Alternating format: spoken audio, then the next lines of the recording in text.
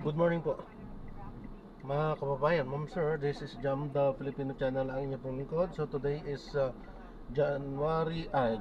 December 2, 2025 at tayo ngayon napupunta dito yan sa may SM City, Dasmariñas Food Court sa may Governors Drive, Sampaloc 1, Dasmariñas, Cavite.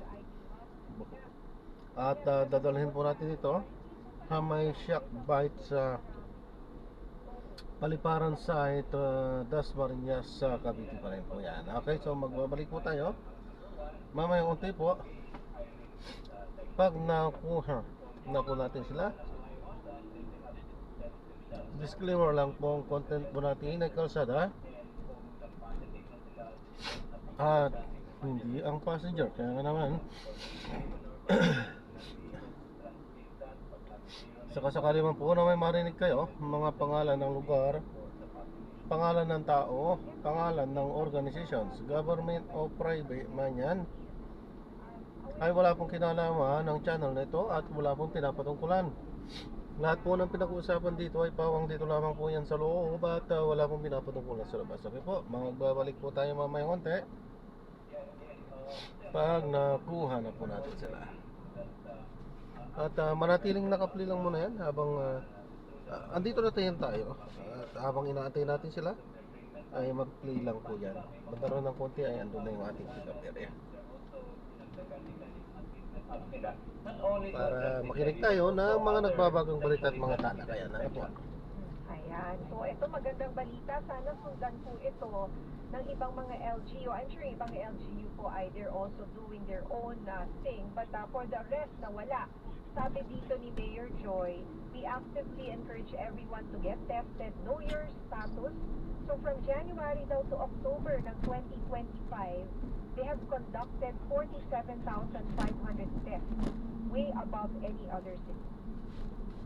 So congratulations to Quezon City dito sa kanilang initiative po na ito. Sana yung ibang mga LGUs rin po natin mag-test, no? Sabi nga niya, ang priority pa nga nila 14 to 24-year-old.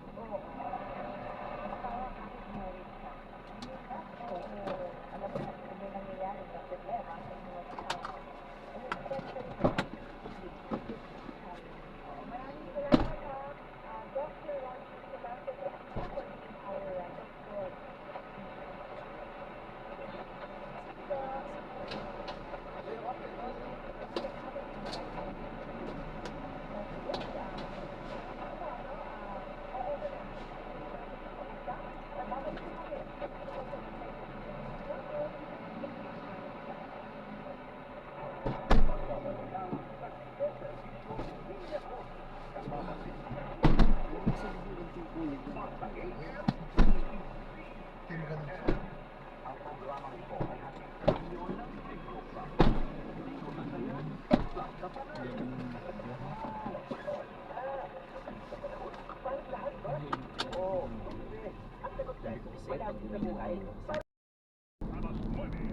Hindi rin airport po din.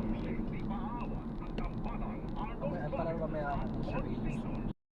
Na natin sila. So maraming salamat po sa panonood. Hanggang sa muli, ingat at God bless po. Paalam po muna. Pansamantala tayo ay gagawa na ng ibang video sa ating susunod na mission. Paalam po.